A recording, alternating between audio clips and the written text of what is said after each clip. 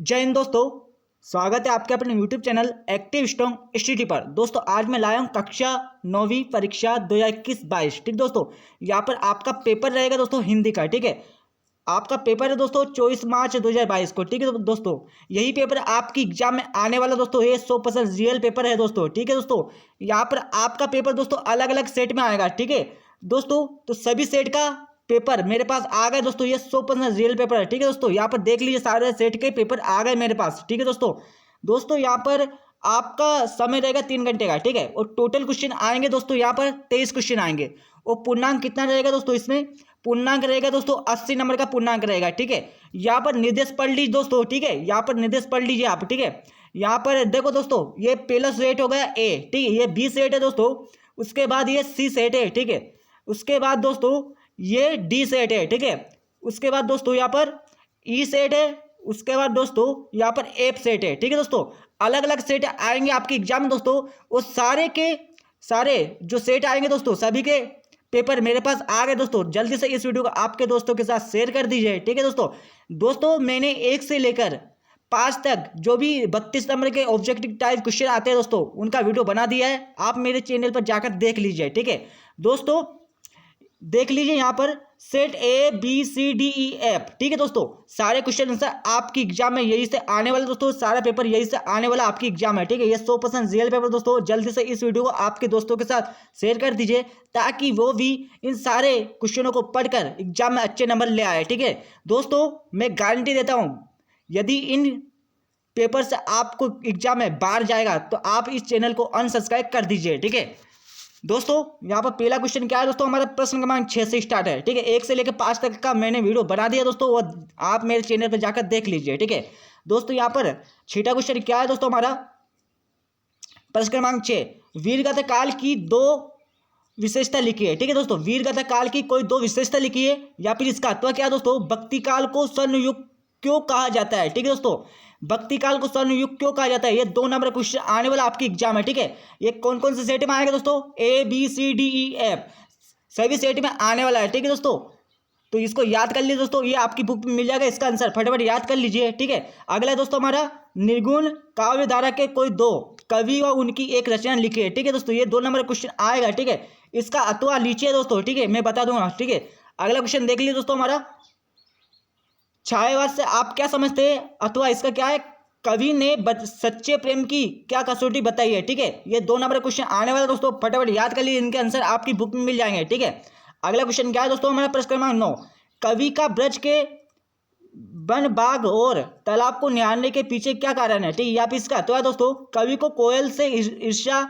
क्या हो रही है। ठीक है, जो कवि है दोस्तों, उसको कोयल से ईर्ष्या क्या हो रही है दोस्तों, ये 2 नंबर क्वेश्चन आने वाला आपकी एग्जाम है। ठीक है दोस्तों, ये फटाफट याद कर लीजिए, या इनके आंसर आपकी बुक में मिल जाएंगे। ठीक है दोस्तों, अगला है दोस्तों हमारा, लता ने बादल रूपी मेहमान को किस तरह देखा। ठीक है, या फिर इसका अगला दोस्तों, मेघ रूपी मेहमान के आने से वातावरण में क्या परिवर्तन हुआ है।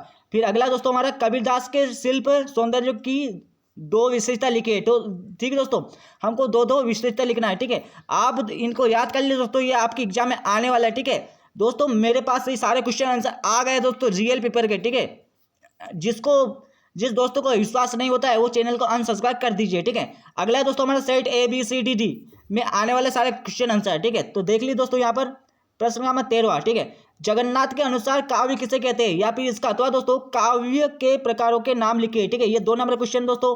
ठीक है, फटाफट याद कर लिए, इनके आंसर आपकी बुक में मिल जाएंगे। ठीक है, अगले दोस्तों, रस के कितने अंग होते हैं, प्रत्येक का नाम लिखिए, या फिर इसका अथवा दोस्तों, रस के प्रकार एवं उनके स्थायी भाव लिखिए, 2 नंबर क्वेश्चन। ठीक है, तो याद कर लिए दोस्तों 15 क्वेश्चन दोस्तों, शांत रस की परिभाषा उदाहरण सहित लिखिए, या फिर इसका अथवा दोस्तों, रौद्र रस की परिभाषा उदाहरण सहित लिखिए, ये 2 नंबर क्वेश्चन है, आपके एग्जाम में आने वाला है। फिर बची वापस फिर प्रश्न नंबर 1 से, क्योंकि दोस्तों ये set A B C D E तक, ई और एफ तक आएंगे, इसलिए यहाँ पर मैंने सारे क्वेश्चन को लेकर रख दिया है। ठीक है दोस्तों, यहाँ पर जो भी सेट अलग अलग में सेट आए थे दोस्तों मेरे पास, तो मैंने सभी के सेट के क्वेश्चन आंसर की एक फाइल बना ली है। ठीक है, अगला देख लीजिए दोस्तों, हमारा अद्भुत रस की परिभाषा उदाहरण सहित लिखी है, या फिर इसका अथवा दोस्तों, करुण रस की परिभाषा उदाहरण सहित लिखी है, 2 नंबर क्वेश्चन है दोस्तों, फटाफट याद कर लीजिए। अगला दोस्तों हमारा, हास्य रस की परिभाषा उदाहरण सहित लिखी है, या फिर इसका अथवा दोस्तों, वात्सल्य रस की परिभाषा उदाहरण सहित लिखी है। ठीक है, ये 2 नंबर क्वेश्चन दोस्तों। ठीक है, अगला क्वेश्चन देख लीजिए दोस्तों, हमारा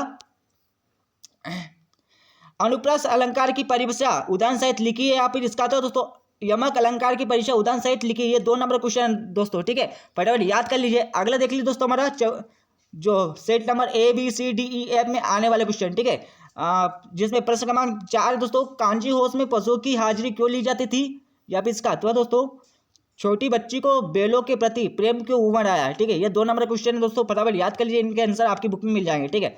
अगला दोस्तों हमारा प्रश्न क्रमांक 5, लेखक के अनुसार जीवन में सुख से क्या अभिप्राय है, या फिर इसका अथवा दोस्तों मैना की अंतिम इच्छा क्या थी। ये 2 नंबर क्वेश्चन दोस्तों, फटाफट याद कर लीजिए, ठीक है, सभी सेट में आने वाला है, ठीक है।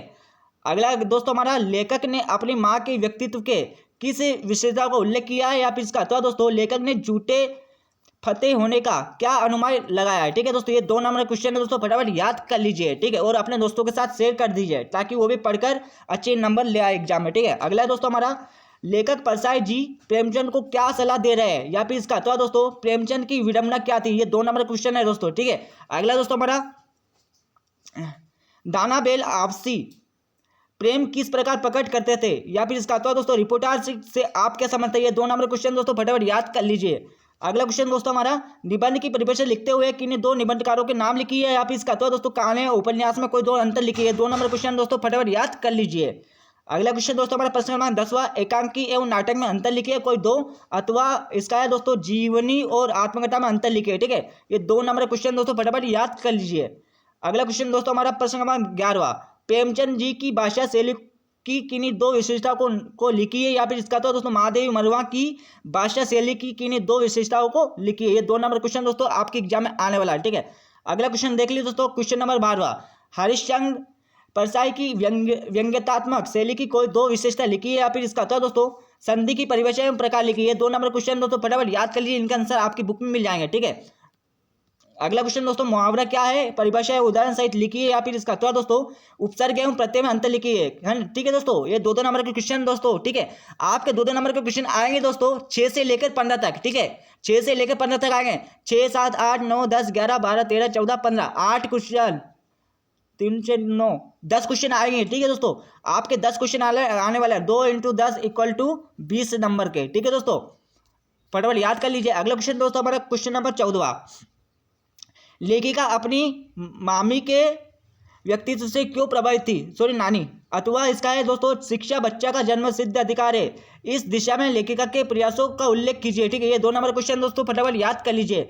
अगला क्वेश्चन दोस्तों हमारा प्रश्न नंबर 15वां, रीढ़ की हड्डी एकांकी का उद्देश्य लिखिए, या फिर इसका अथवा दोस्तों माटी वाली के पास अपने अच्छे या बुरे भाग्य के बारे में ज्यादा सोचने का समय क्यों नहीं था, ठीक है। ये 2 नंबर क्वेश्चन दोस्तों, फटाफट याद कर लीजिए जो आपको अच्छे लगे, ठीक है।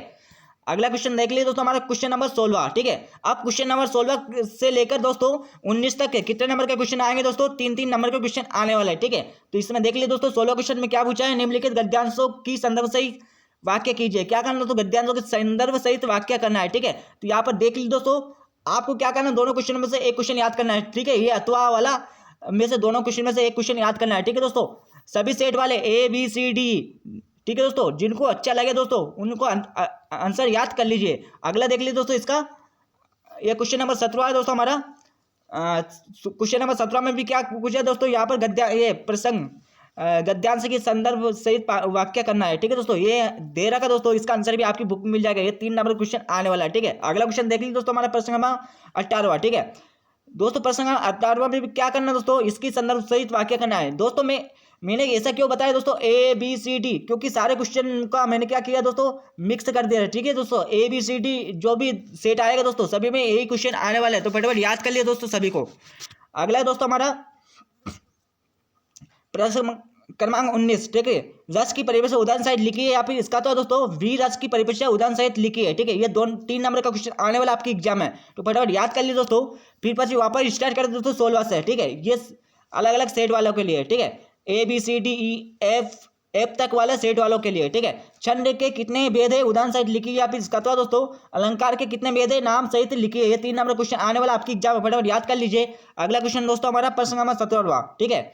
उपमा अलंकार के कितने अंग होते हैं नाम लिखिए, या फिर इसका तो दोस्तों मानवीकरण अलंकार की परिभाषा लिखिए। ये 3 नंबर क्वेश्चन आने वाला है, तो फटाफट याद कर लीजिए दोस्तों, इनके आंसर आपकी बुक में मिल जाएंगे, ठीक है। अगला क्वेश्चन दोस्तों हमारा मात्रिक छंद व वर्णिक छंद में अंतर लिखिए, या फिर इसका तो दोस्तों विभाव अनुभाव में अंतर लिखिए। ये 3 नंबर क्वेश्चन आने वाला आपकी एग्जाम, फटाफट याद कर लीजिए दोस्तों। अगला क्वेश्चन दोस्तों हमारा 19 तक, ठीक है 19 तक है दोस्तों, 16 से लेकर 19 तक 3-3 नंबर का क्वेश्चन आने वाला आपके एग्जाम में, ठीक है। 19वां क्वेश्चन क्या है दोस्तों, निम्नलिखित गद्यांशों को पढ़कर नीचे लिखे प्रश्नों को उत्तर लिख दीजिए, ठीक है। तो ये 3 नंबर क्वेश्चन आने वाला दोस्तों। यहाँ पर हमको क्या दिया दोस्तों, एक गद्यांश दिया है, ठीक है। इसको पढ़ना दोस्तों, यहाँ पर शीर्षक लिखना है और गद्यांश का सारांश लिखना है। उसके बाद ये सा वाला क्वेश्चन पूछा है, इसको छाट कर यहीं से लिखना है, ठीक है। या फिर अथवा दोस्तों इसका अथवा दोस्तों हमारा अथवा क्या है दोस्तों हमारा अथवा देख लीजिए।